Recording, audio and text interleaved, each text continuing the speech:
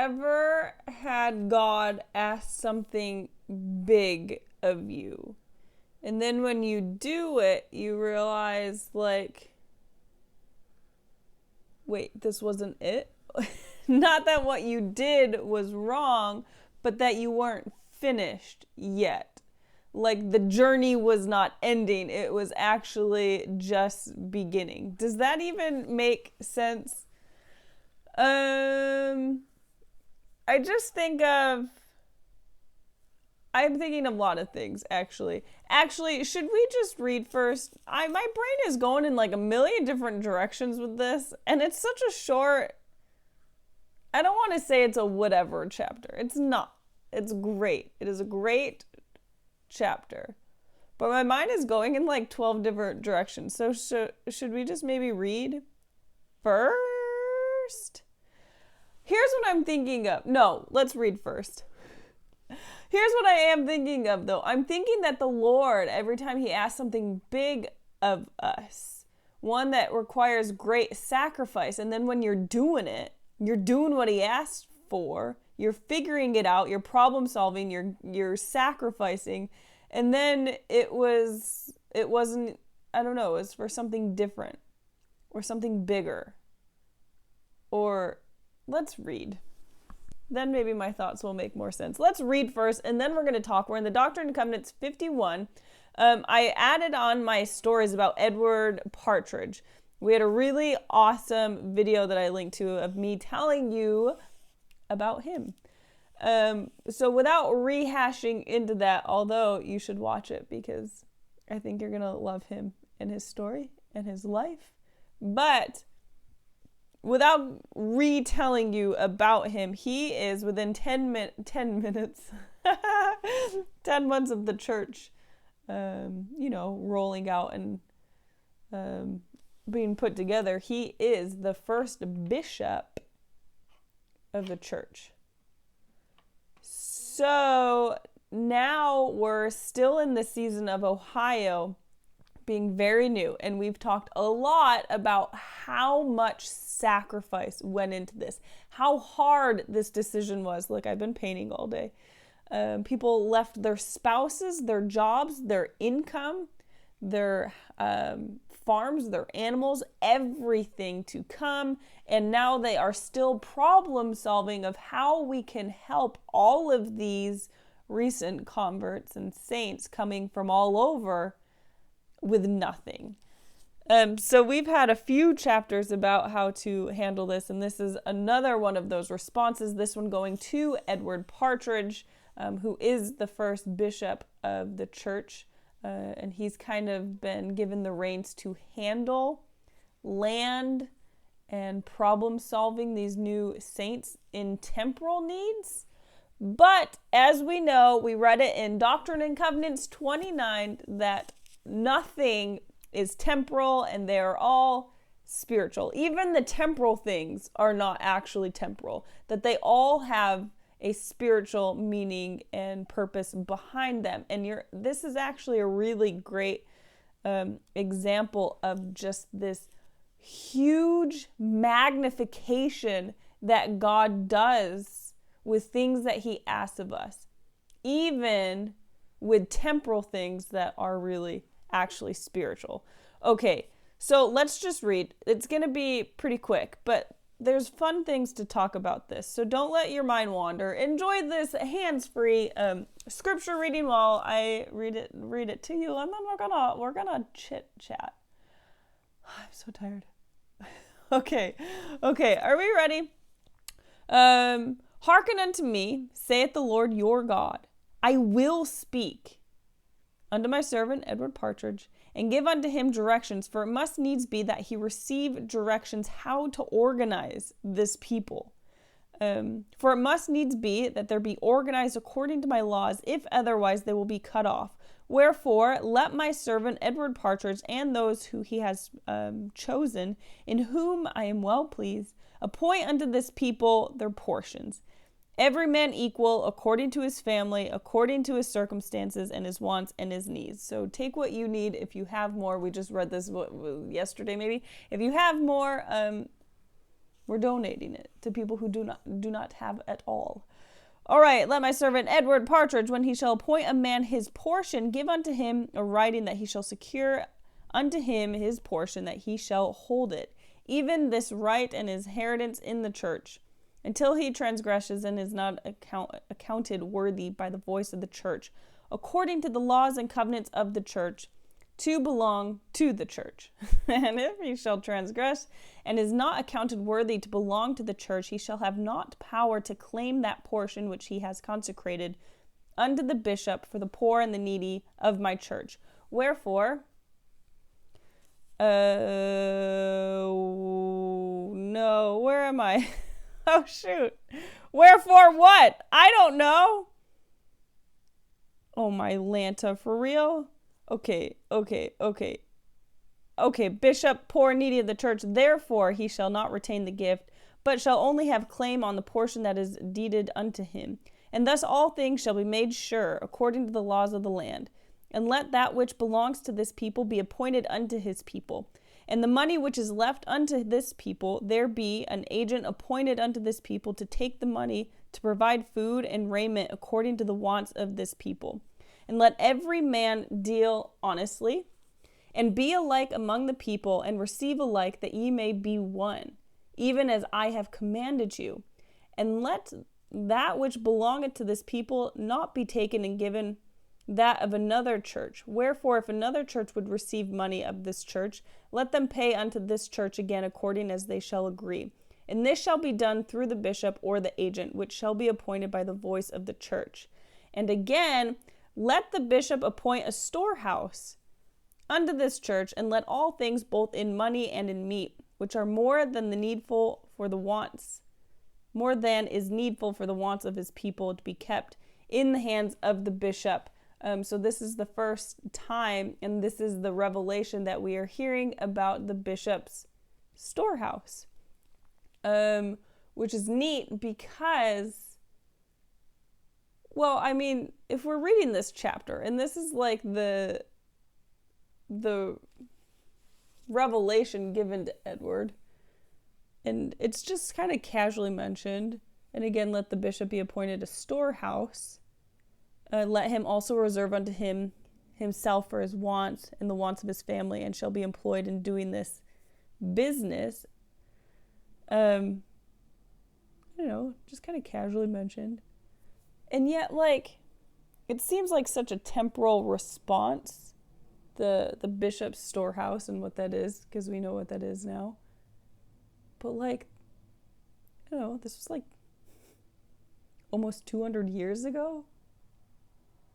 Did he understand the magnitude of what was just said and what his efforts are going to be turned into?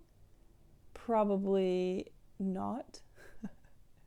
Does he realize that what he's about to establish and embark on and participate in and build up, that it will be a worldwide thing almost 200 years later to help so many thousands and thousands of people hundreds and hundreds of years later?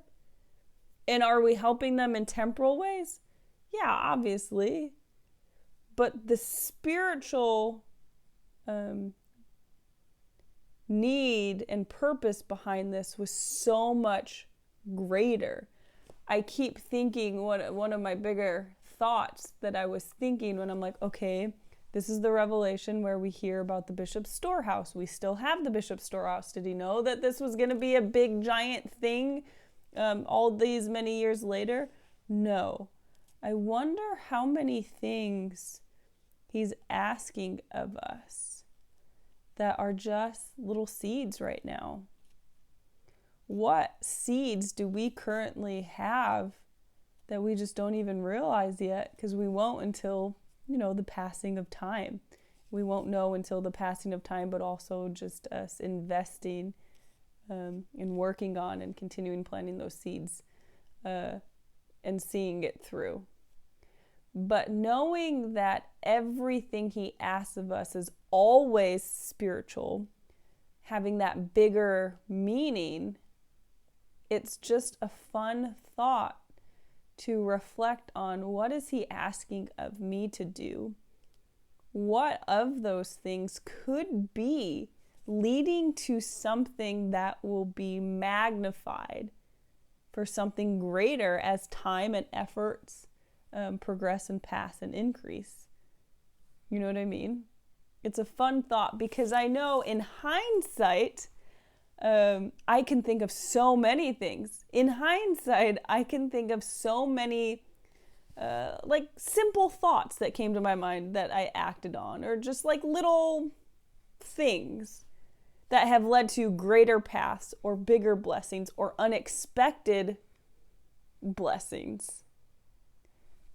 A lot of them, most of them, have stemmed from those small and simple things.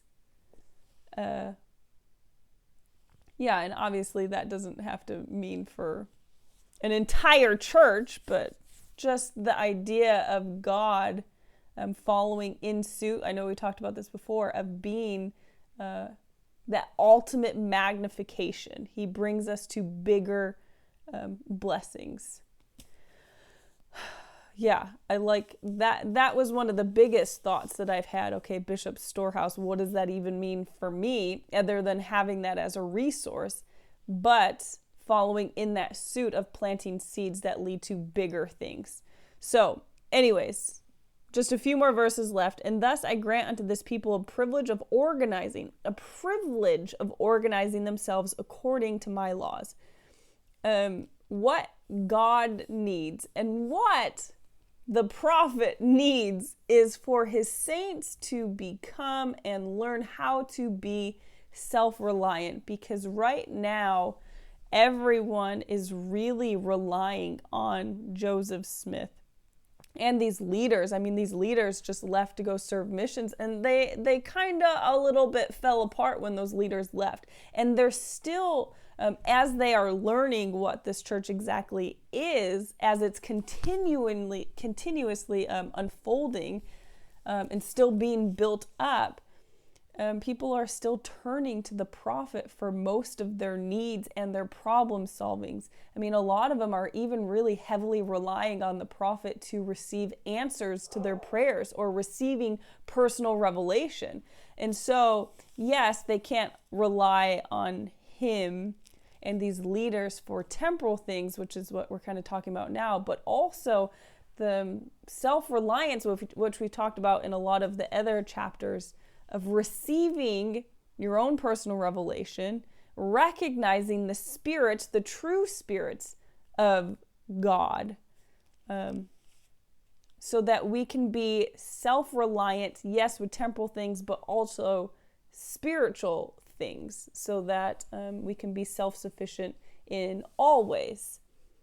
And I consecrate unto them this land for a little season. So again, we just barely got to Ohio, where all of the saints were kind of called to go to.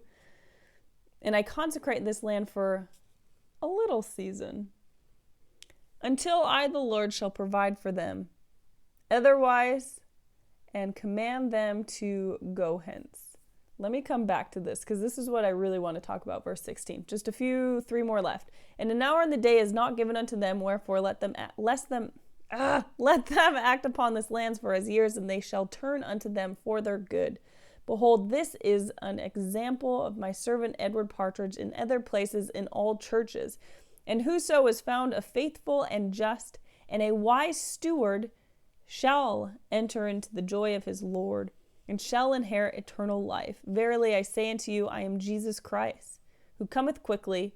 In an hour you think not, even so, amen. So in an hour you think not. Obviously we don't know the time, unexpected, which is kind of fitting. I mean, I know we end a lot of the chapters with him saying that, but it is kind of fitting when we talk about self-reliance in spiritual ways and in temporal ways to be ready, because we won't know.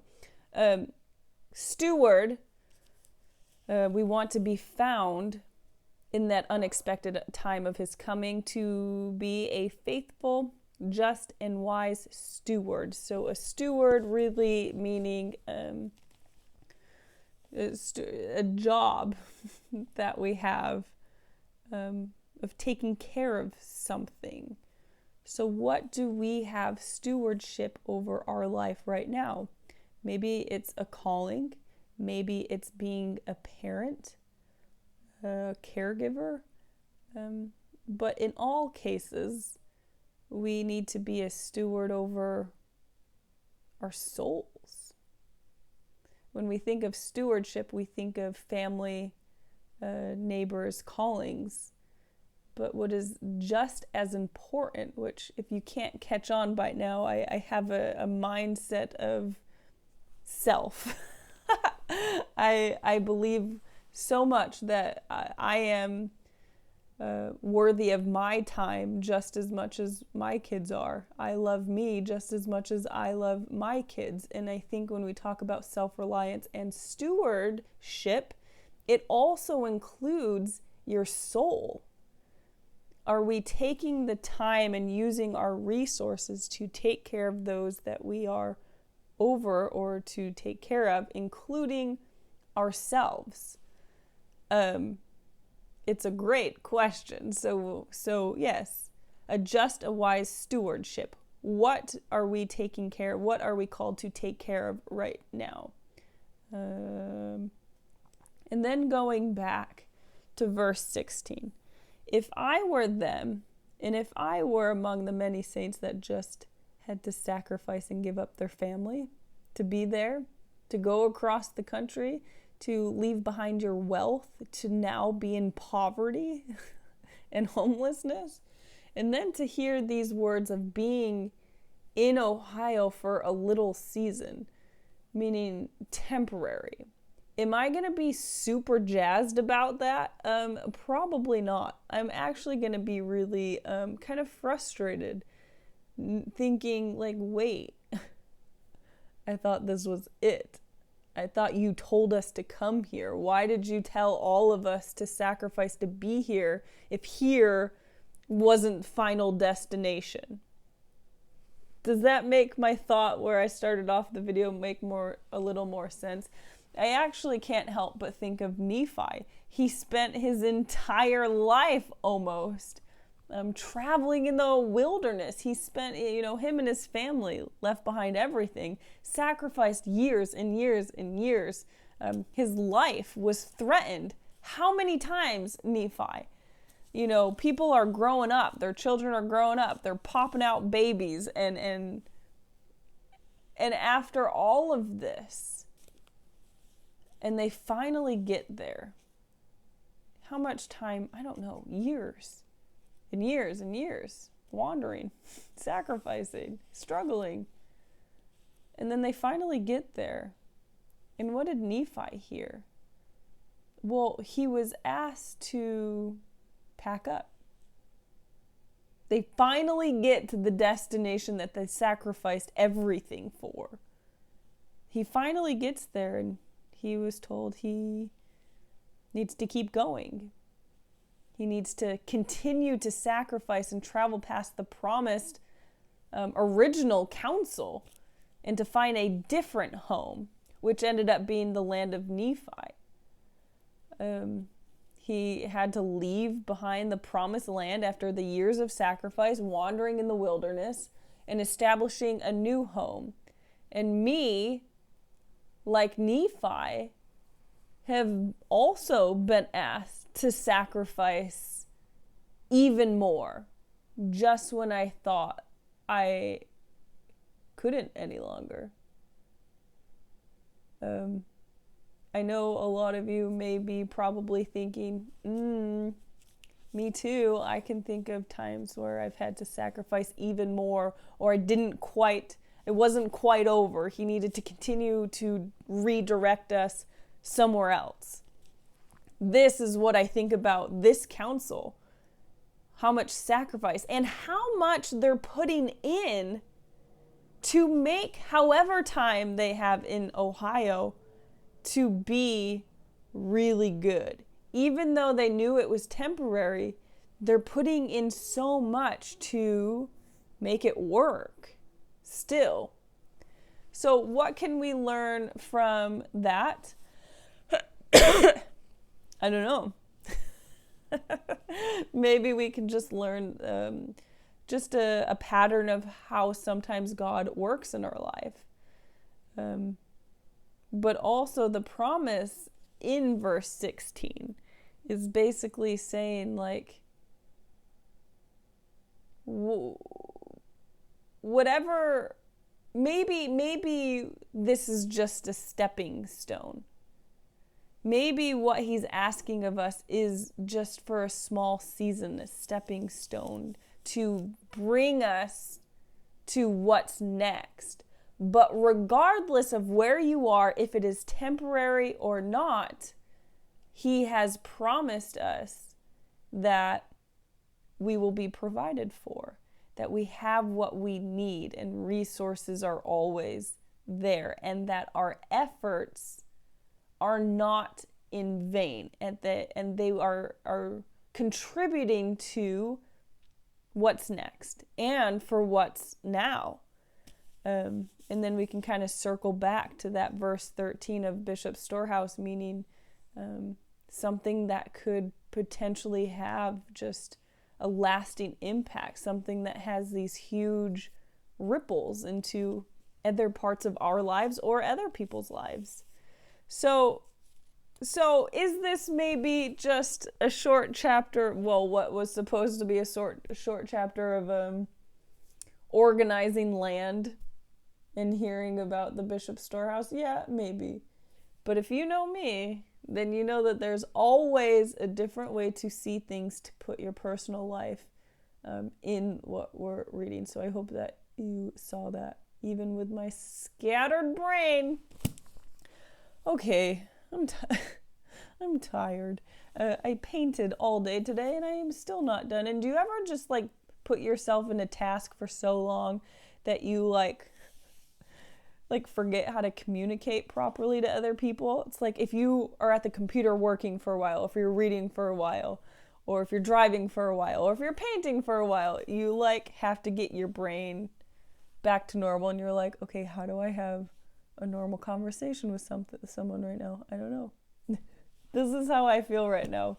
My brain is like, how do I communicate words? What are that? I do not know. So maybe this was fine. I hope this was fine. I will see you tomorrow, though. I will see you tomorrow. Thanks for showing up. I think the world of you. Happy Saturday. I hope you're having a great weekend. I am freezing and tired. Cool. Okay.